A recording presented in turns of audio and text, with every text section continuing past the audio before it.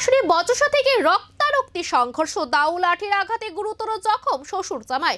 চাঞ্চল্য কমলপুরে তীরবামছড়া এলাকায়। ঘটনাটি সোমবার সন্ধ্যা 6:30 নাগাদ কমলপুর থানার তীরবামছড়া গ্রামে। জানা যায়, স্থানীয় বাসিন্দা নিরঞ্জন কন্দ এবং তার জামাই কার্তিক সাঁওতাল একসঙ্গে বসে মদ্যপান করছিলেন। হঠাৎই দুজনের মধ্যে বচসা শুরু হয়, যা দ্রুত হাতাহাতিতে রূপ নেয়। অভিযোগ, এক পর্যায়ে নিরঞ্জন কন্দ লাঠি দিয়ে জামাই কার্তিক সাঁওতালের মাথা ও বুকে আঘাত করেন। এরপর পরিস্থিতি আরো ভয়াবহ হয়ে ওঠে। কার্তিক সাঁওতাল ঘর থেকে দা এনে শ্বশুরের ডান কান ও মাথায় কোপ বসান। ঘটনায় দুজনের গুরুতরভাবে রক্তাক্ত হন।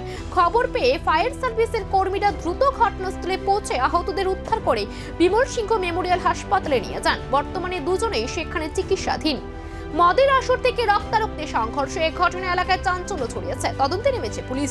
তারা নিজের মধ্যে মেয়ের জামাই এবং শ্বশুরের মধ্যে তারা একটু ঝগড়াঝাটি হয়েছে। ঝগড়াঝাটি হচ্ছে পরে তারা বোধহয় একটু ফিজিক্যালি অ্যাটাক হয়েছে, মাথাতে চোট পাইছে মেয়ের জামাই।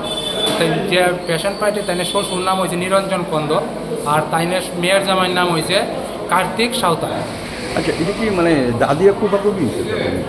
এইরকমই একটা ভারী কোনো যন্ত্রের দ্বারা মাথার মধ্যে একটু আঘাত হয়েছে। আচ্ছা, কি নিয়ে লাগছে, মানে কি মানে তারা কি মদমত্ত অবস্থায় ছিল? এরা একটু মদমত্ত অবস্থায় বোঝা যাইতেছে, কিন্তু এরা পারিপার্শ্বিক এবং পারিবারিক কোনো ঝগড়ার ব্যাপারে এরা ঝগড়াটা করছে।